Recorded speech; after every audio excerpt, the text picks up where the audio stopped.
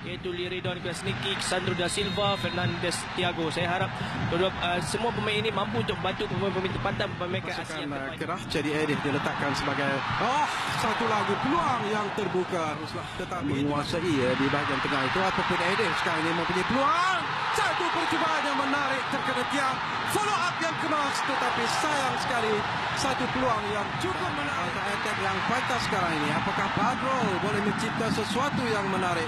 Satu hantaran lebih merupakan sebagai satu lagi rempatan leret yang dilakukan pada gerakan Fernandes, dan ini satu kedua kayak agak bahaya, gol daripada situasi, tetapi juga kepada segelintir penyokong-penyokong mereka.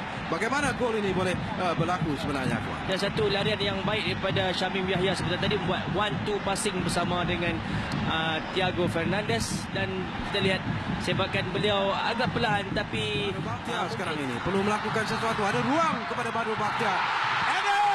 Gol menit yang ke-43.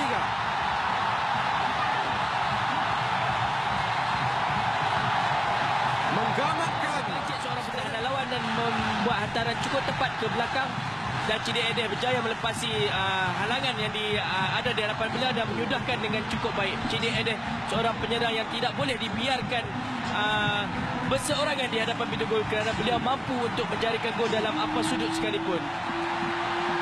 Jadi itulah jaringan yang cukup menarik dari Cedi Edeh, dan ini merupakan jaringan gol yang ke-7 dalam bagi Cedi Edeh. Satu lagi peluang rempatan daripada luar yang di Muhammad Syazwan sebentar tadi. Ya. Jadi kita tumpukan perhatian sekarang ini kepada sepakan percuma sekarang ini yang akan dilakukan oleh Sandro da Silva. Cantik. Itu dia gol. Akmal cukup dengan lencongannya. Ya, inilah kelebihan yang ada pada Sandro da Silva. Beliau sebelum ini sudah beberapa kali menjadikan gol seperti ini, dan inilah yang beliau lakukan, berjaya menjadikan gol kedua buat pasukan Kedah. Itulah yang perlu dielakkan oleh pemain-pemain Felda, melakukan kesilapan, melakukan kekasaran di hadapan pintu gol sendiri, kerana ia boleh menghukum pasukan Felda sendiri. Jadi semakin sukar sekarang ini kedudukan bagi Felda United. Kedah sekarang ini mendahului dengan 2-1, dan dari segi kedudukan agregat sekarang ini mereka mendahului dengan 4-3. Satu tugas yang cukup berat bagi pemain-pemain Felda yang Sukawi cakap tadi, pasukan Kedah boleh menghukum mereka dengan kekuatan yang ada. Itu kekasaran yang sebenarnya ruang. Ini satu kedudukan yang menarik sekarang ini kepada Muhammad Syafiq. Dia memberikan kepada rakannya, tetapi sayang sekali pada saat itu.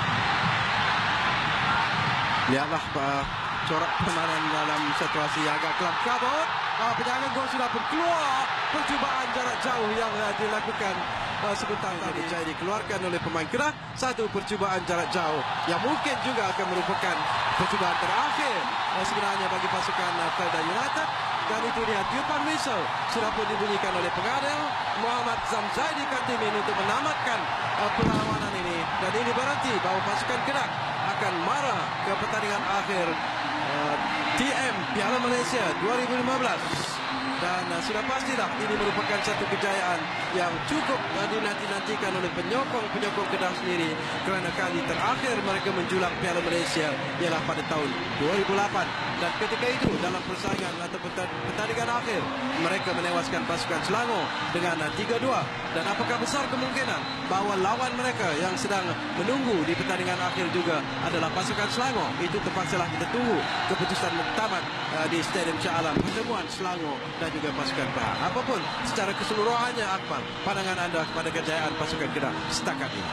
Ya, satu perlawanan yang cukup menarik dilakukan oleh kedua-dua pasukan, dan apa yang boleh kita katakan tahniah buat pasukan Kedah daripada juara Liga Perdana. Mereka layak ke Liga Super untuk musim depan, dan mereka telah berjaya layakkan diri ke perlawanan akhir Piala Malaysia. Satu aksi yang cukup konsisten oleh semua pemain-pemain dan juga pegawai, dan buat pasukan Felda tahniah kerana mereka merupakan pasukan kelab yang berjaya untuk menjadi salah satu pasukan yang cukup kuat di dalam saingan Liga Malaysia musim ini.